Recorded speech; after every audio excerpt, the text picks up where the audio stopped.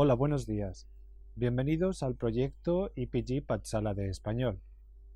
Me llamo Carlos Izquierdo Tobías y soy exprofesor visitante de Jamia Millia Islamia en Nueva Delhi.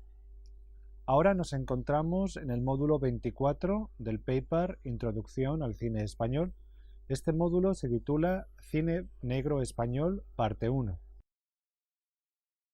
Vamos a hablar sobre el cine negro en España desde sus inicios hasta el año 1975. El cine negro se desarrolla como género en el cine norteamericano entre los años 30 y 50. Surge como una combinación de la puesta en escena y la iluminación del expresionismo alemán de principios del siglo XX, el claroscuro y el tenebrismo pictórico, y las novelas de detectives de Dashiell Hammett y James M. Cain. El cine negro presenta una sociedad corrupta y cínica en la que la violencia no está ausente. Los protagonistas suelen ser personajes complejos, atrapados por su pasado o por una situación presente que les desborda. Hay en estas películas un sentido pesimista del mundo. Los personajes suelen ser policías, detectives o estar envueltos en una situación que demanda acciones legales. Uno de los arquetipos de este cine es la femme fatale o la mujer fatal, que con sus encantos seduce al protagonista arrastrándolo hacia el peligro y a veces la muerte. Aunque estas son algunas de las premisas del cine negro, hay que tener en cuenta que el séptimo arte está siempre en un proceso de reinventarse a sí mismo, tanto en la trama como en la tecnología que lo materializa. Por lo tanto, veremos cómo las características mencionadas en el párrafo anterior se ven cuestionadas, parodiadas y reinventadas constantemente. El cine negro ya no es un género norteamericano. Desde los años 40 ha estado viajando a las diferentes geografías cinematográficas del mundo, generando infinidad de interpretaciones formales y adaptándose a la cultura y circunstancias históricas de los países que ha visitado. Desde el filme francés Rififi del año 55, pasando por la italiana Ossessione del 43, hasta muchas de las producciones indias en torno al actor Deva Anand como Ladrón de joyas del 67. Las convenciones del género han cruzado todas las fronteras y se han convertido en formas de ver la ciudad contemporánea. Las convenciones del género han cruzado todas las fronteras y se han convertido en formas de ver la ciudad contemporánea y en una reflexión sobre la relación de la urbe con la legalidad y la moral. Todavía hoy el género subsiste en sus muchas manifestaciones, desde la película de gángsters hasta las imágenes oscurecidas de las ciudades de los superhéroes. Algunos autores han insistido en el hecho de que muchas de las características del cine negro son parte de otros géneros como el cine de terror o la ciencia ficción.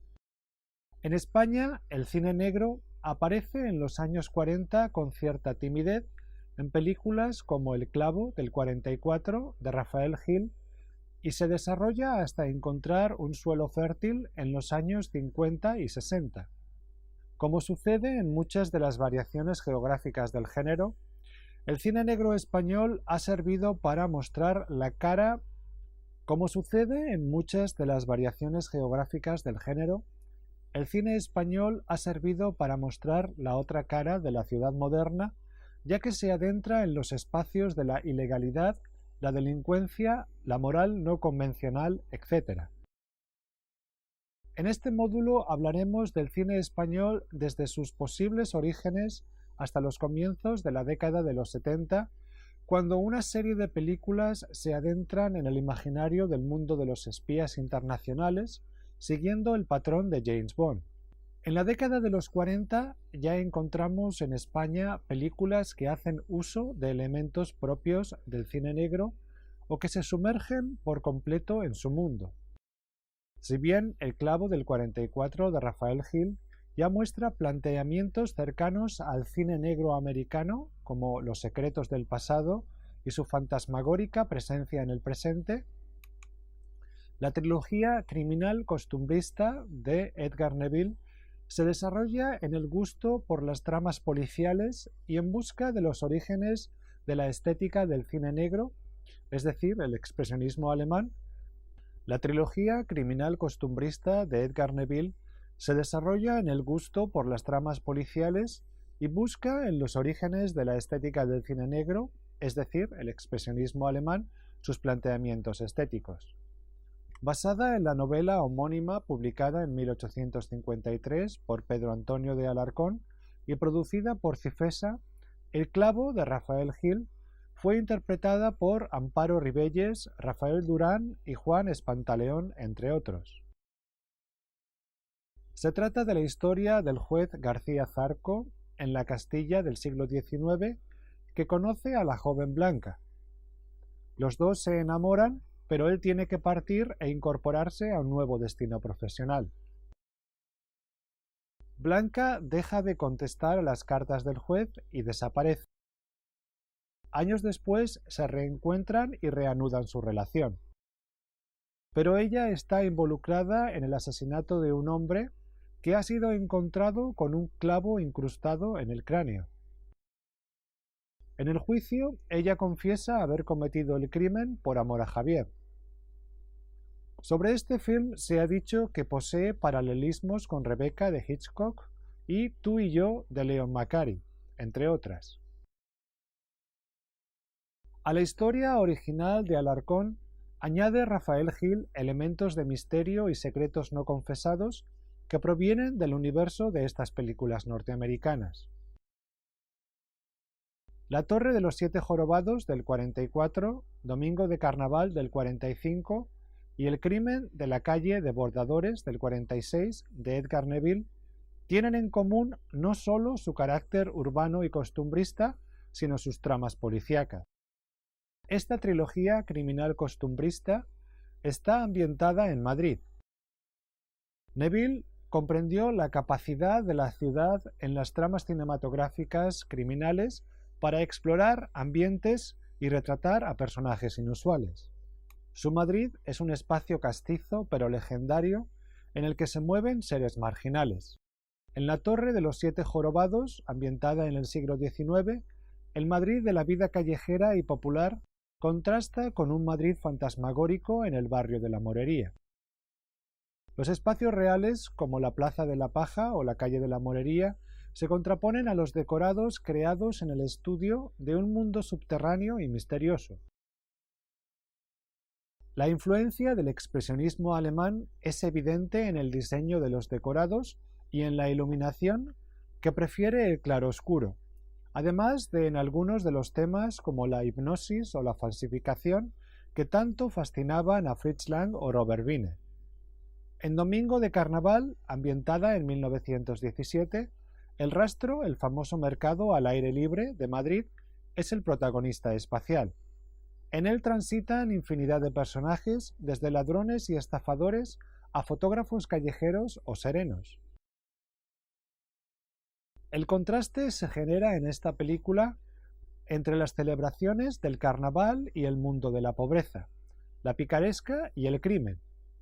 Finalmente, El crimen de la calle Bordadores cuenta una historia similar a un crimen ocurrido en la calle del mismo nombre y a un homicidio acaecido. El contraste se genera en esta película entre las celebraciones del carnaval y el mundo de la pobreza, la picaresca y el crimen. Finalmente, El crimen de la calle de Bordadores cuenta una historia similar a un crimen ocurrido en la calle del mismo nombre. Ambientada a finales del siglo XIX, continúa el interés de Neville por la iluminación de claroscuros. El filme se constituye a base de encadenar los testimonios de tres personajes sospechosos durante un juicio.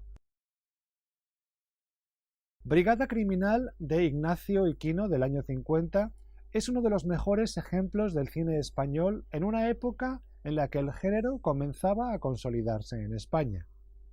Su director ambiciona crear sus propios estudios según el modelo americano y para ello decide contentar al régimen de Franco ensalzando a las fuerzas del orden en Brigada Criminal. La idea surgió del cine americano de la época, en el que el FBI era mostrado como el héroe durante la caza de brujas. Y Kino no solo tomó esta idea del cine americano, sino que replicó muchas de las convenciones del cine del momento en Estados Unidos, como la abundancia de planos, la trama basada en hechos reales, etc. Sin embargo, el director no se contentó con rodar solo en estudios, sino que lleva la cámara a la calle tratando de crear un ambiente más realista. Brigada Criminal trata de un agente de policía que acaba de licenciarse y al que asignan un caso insignificante, un hurto en un garaje, pero que más tarde le pondrá en la pista de una poderosa banda criminal. Los ojos dejan huellas de Sáenz de Heredia del 52, protagonizada por el actor italiano Ralph Balone y su mujer Elena Barzi, cuenta la historia de un abogado fracasado que asesina a un antiguo compañero de estudios. La policía cree que se trata de un suicidio, pero la escéptica mujer de la víctima toma las riendas de la investigación.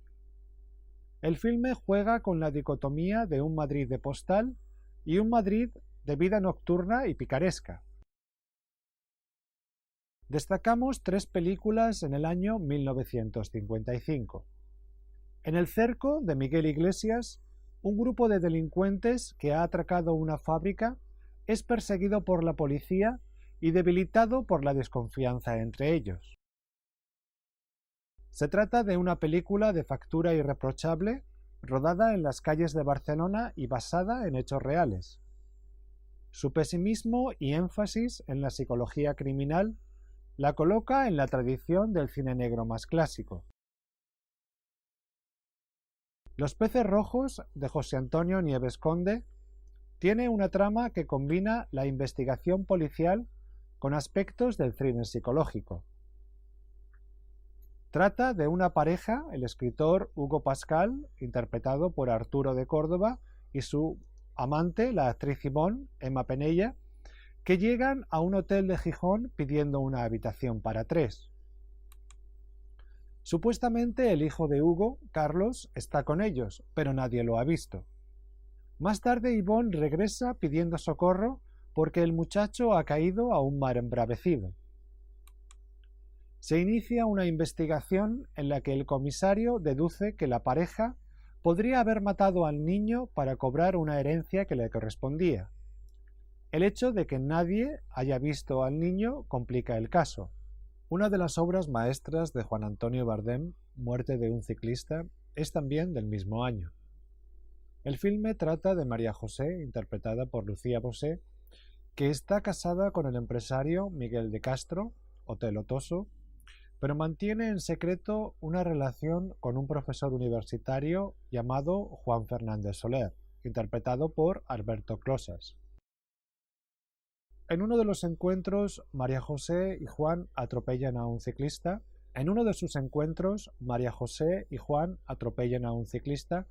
Pero se dan a la fuga temiendo que si denuncian el accidente, su idilio se hará público.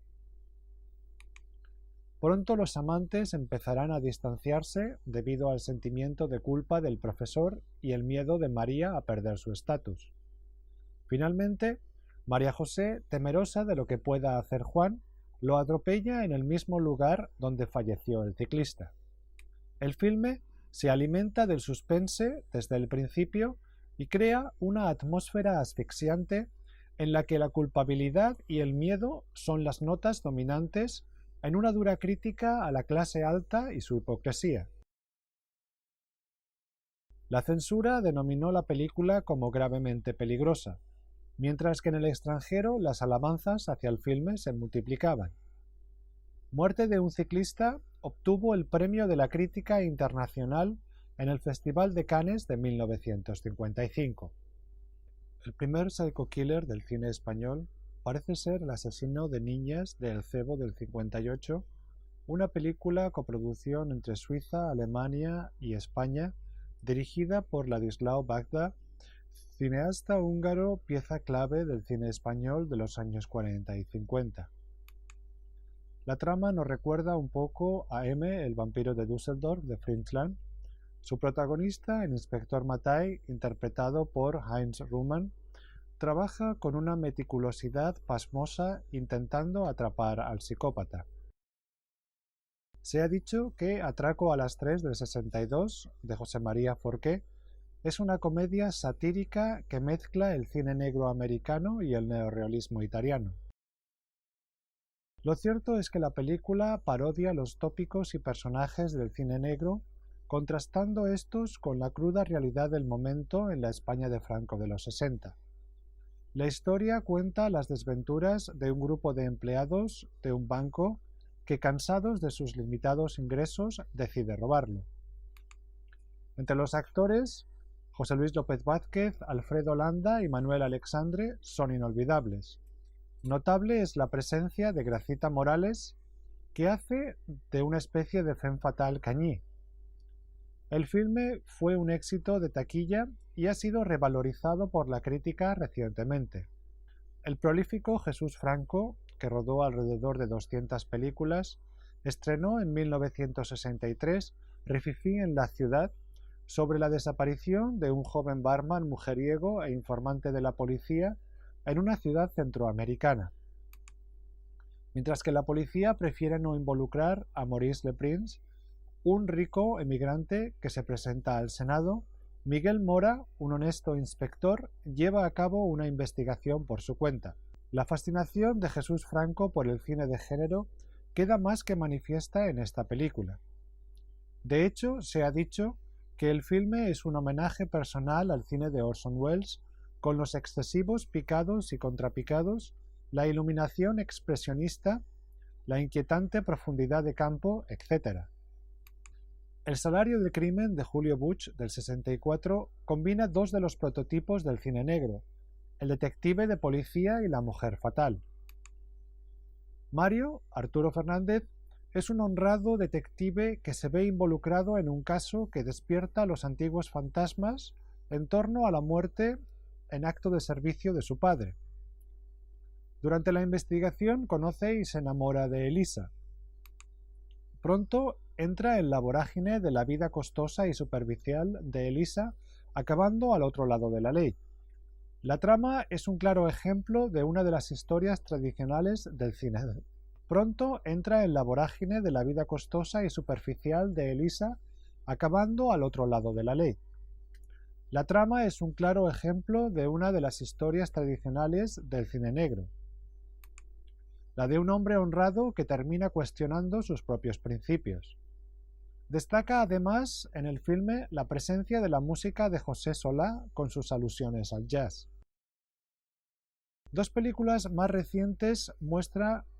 Dos películas más requieren nuestra atención en estos años. El extraño viaje, del 64, de Fernando Fernán Gómez, y La caza, del 65, de Carlos Saura, las dos consideradas entre las mejores películas del cine español. El extraño viaje, rodada en blanco y negro, trata de tres hermanos solteros, Paquita, Venancio e Ignacia, que viven juntos. Son interpretados respectivamente por Rafaela Aparicio, Jesús Franco y Tota Alba. Este último personaje, de una personalidad dominante y que hace lo que quiere de sus hermanos, entabla una relación con Fernando, interpretado por Carlos Larrañaga, pero este ya está comprometido con Beatriz, Lina Canaleja. Un día Ignacia sorprende a Paquita y Venancio espiándola. Los dos hermanos, presas del pánico, la matan y después piden ayuda a Fernando para encubrir el crimen. Este, por error, mata a Paquita y Venancio con somníferos. Cuando se encuentran los cadáveres, Fernando es puesto entre rejas. El filme tuvo que permanecer 6 años sin poder mostrarse debido a la censura. El filme se adentra en la crónica negra española por medio de convenciones propias del gótico, como el gran caserón en el centro del pueblo donde viven los hermanos. La escenografía y la cámara contribuyen a un ambiente asfixiante y a una atmósfera de intriga. Apenas valorada en su momento, El extraño viaje es ahora considerada una obra imprescindible del cine español. Destacamos también la magnífica La caza del 65 de Carlos Saura, que aborda con crudeza las heridas no cerradas de la guerra civil. El estudio psicológico de los personajes que se ven atrapados por los conflictos no resueltos del pasado, más la crudeza de las imágenes e incluso de las relaciones entre los personajes, nos recuerdan al ambiente opresivo y asfixiante del mejor cine negro. La trama es como sigue. José, Paco y Luis, que combatieron en el bando franquista durante la Guerra Civil, se reúnen para una partida de caza en un coto, que curiosamente fue un campo de batalla. Un cuarto miembro del grupo, Enrique, un pariente adolescente de Paco, se une al grupo. José le pide un préstamo a Paco para solventar sus problemas económicos, pero Paco se niega. A medida que avanza la jornada de caza, aumentan las tensiones entre los miembros del grupo. Paco es alcanzado por un disparo mortal de José. Luis trata de acabar con la vida de José atropellándolo con un Land Rover, pero este le dispara, aunque Luis logra disparar y matar a José antes de morir. Se trata de una película de espías en busca de un microfilme que, al igual que las películas protagonizadas por el personaje del espía británico James Bond, explora escenarios exóticos, en este caso el de Beirut. Dirigida por Antonio Isasi Isasmendi y producida por España, Italia y Francia, Estambul 65, del año 65, nos ofrece un reparto de lujo con intérpretes como Horst Buchholz, Silvia Cossina, Mario Adort, Klaus Kinski o Álvaro de Luna. El filme, rodado en inglés, es una comedia de espías al estilo europeo. La trama sigue a Kelly, una agente del FBI que investiga la desaparición del profesor Penderskat. La trama sigue a Kelly, una agente del FBI que investiga la desaparición de un profesor especializado en energía nuclear. El joven aventurero Tony, atraído por la chica y por la recompensa de $1 millón, la ayuda en la pesquisa. Se ha escrito que el cine de espías moderno surge de la Guerra Fría y del turismo de masas. Se ha escrito que el cine de espías moderno surge de la Guerra Fría y el turismo de masas. De ahí la insistencia de este tipo de películas en tramas relacionadas con la energía nuclear y los viajes por lugares exóticos. Otra película de Antonio Isasi Isasmendi, Las Vegas, 500 millones, hace uso de los paisajes exóticos de California, Nevada y España. Se trata de un filme sobre el plan y ejecución de un robo a un camión blindado que contiene una fortuna. En el reparto destacan Gary Lockwood, Elke Sommer y Lee J. Cobb. En el siguiente módulo continuaremos con el análisis cronológico de las películas más relevantes del cine negro español. Muchas gracias.